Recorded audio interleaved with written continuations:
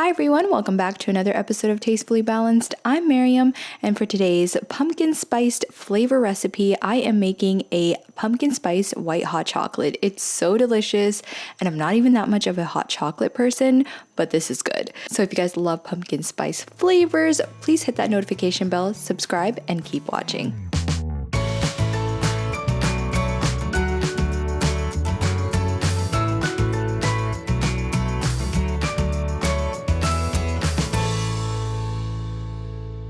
All right, welcome back. So the first thing I'm doing is I'm taking a small little saucepan where I'm going to heat up my white hot chocolate and adding some milk. You can add whatever type of milk you like. I actually had some 2% milk on hand, which I never do, but this is delicious with oat milk, almond milk, soy milk. So whatever milk preference you have, just use that and it'll be delicious.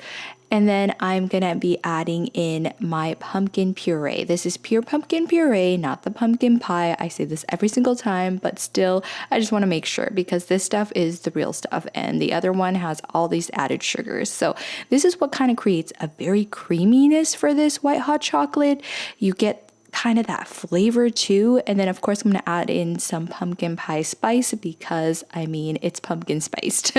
So I like to add in at least 1 teaspoon, but it's really up to your preference. And then I like to add in some salt. Salt just brings out the flavors more. And then of course a little bit of vanilla extract. I never really measure mine, but around 1 teaspoon is probably about right. Made a mess in the process, so excuse that. But then I just really want to wait for this to come to a boil.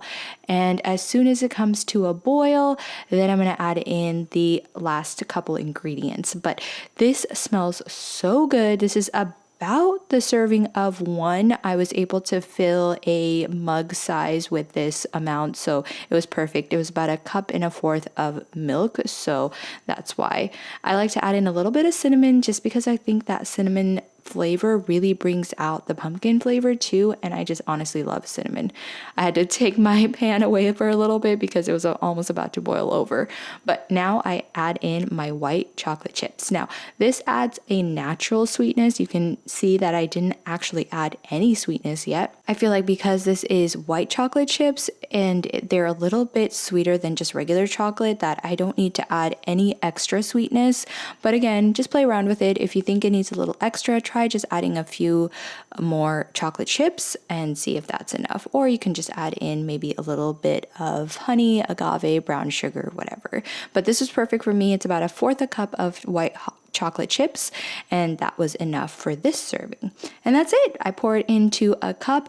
I wish I had some coconut whipped cream, my favorite from Trader Joe's, but I ran out. But I just topped it with a little sprinkle of cinnamon. You can also use the pumpkin pie spice here.